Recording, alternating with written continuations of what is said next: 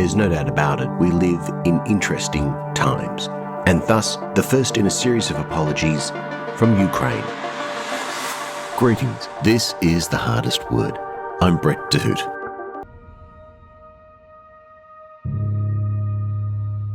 Hello, I am Maryana, a 24-year-old girl living in Ukraine, and now suffering from all the recent events which are going on in my hometown, Kharkiv. All the recent events which stole my life and stole my close friends and stole my relatives from me. Thank God they are all alive, but I must admit that we will never be the same as we were. I have a lot of pain in my heart because of that.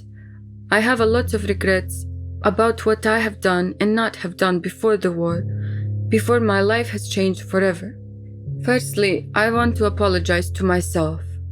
That may seem a bit selfish, but I want to say sorry to myself for many things.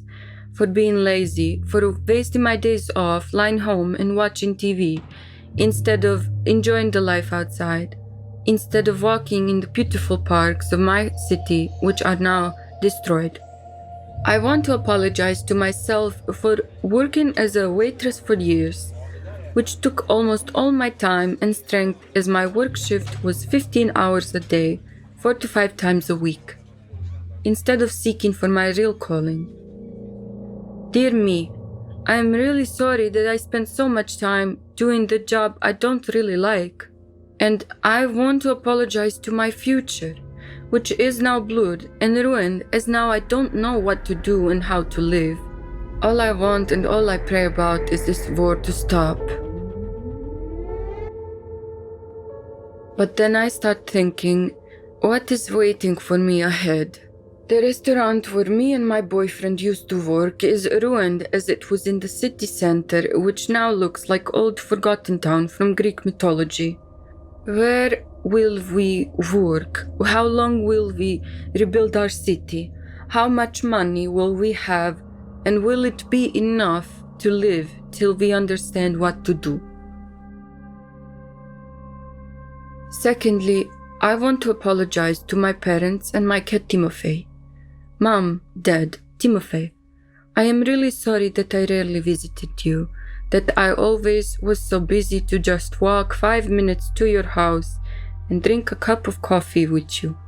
We still live near each other, but now it seems to be a dangerous mission under explosions to get to your house, which is still 5 minutes away from me. Now we call each other every day, but sometimes the connection is so weak and bad that I can barely hear what they say to me.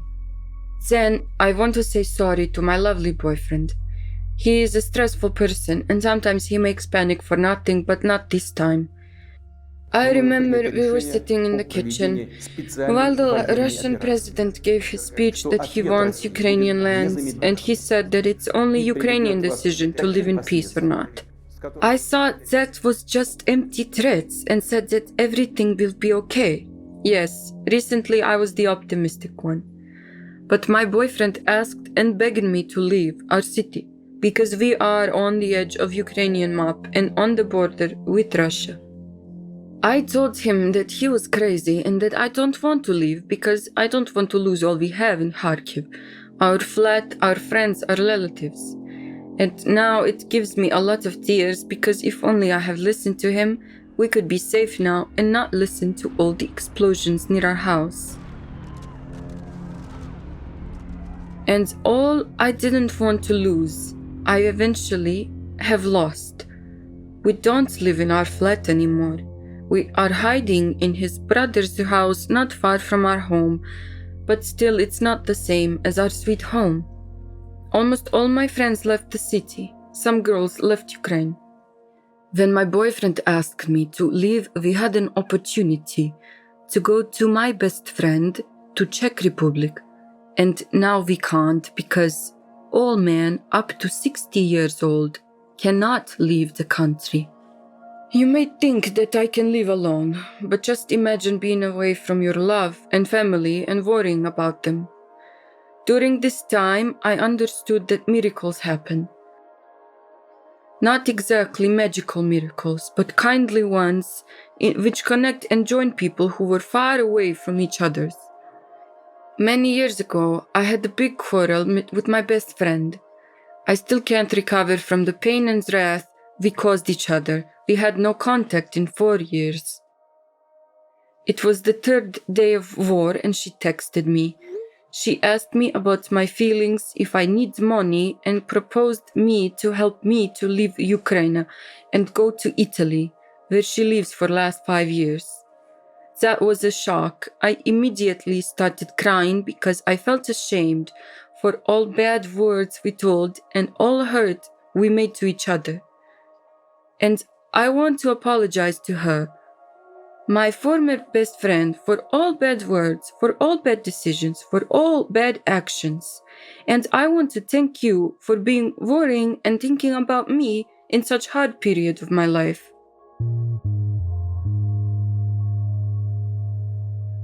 This war gave me a lot of time to think about my life and life of all Ukrainian people.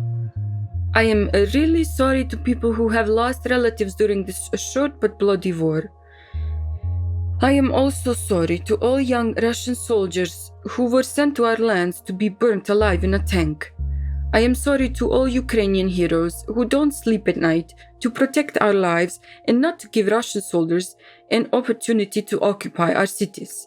My heart cries for all the children who had died and for children who lost their parents and are orphans now. In the end, I want to say sorry to all the people who have suffered and are still suffering from this war. I want to say thank you to all the people from this world who are worrying about us and who help us with food, money, and weapons. I just want peace and harmony back to my country and praying about that each sleepless night.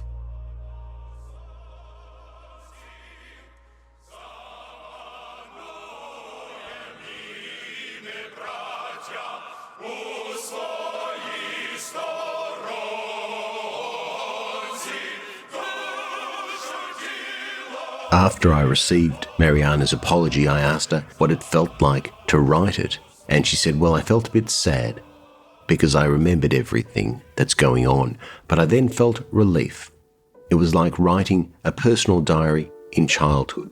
So thank you for that. Maryana, you don't have to thank me, thank you.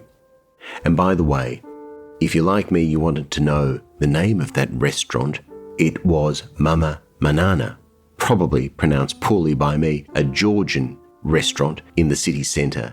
Sadly though, it's no longer operating because it's been bombed. And Maryana was good enough to send me a photo. And I looked up the restaurant. It's a damn shame. It looked like a wonderful place to eat. We already have other apologies from a Belarusian man who is deeply regretful as a result of his political stance in that country, which of course is an ally of Russia. And Alexandra will join us from Ukraine with a different experience to Maryana. We'll have others besides. And in fact, we've got so many apologies banking up here at our studio that you can expect extra episodes coming down the chute midweek and so on. So please get behind them, tell your friends. And of course, if you have an apology, you know what to do. Go to the Hardest Word podcast website. Well, it's time to bring this whole sorry business to a close. On behalf of our audio director, Brian Wallace, and me, your host, Brett DeHoot, thanks for listening. The website, thehardestwordpodcast.com. Farewell.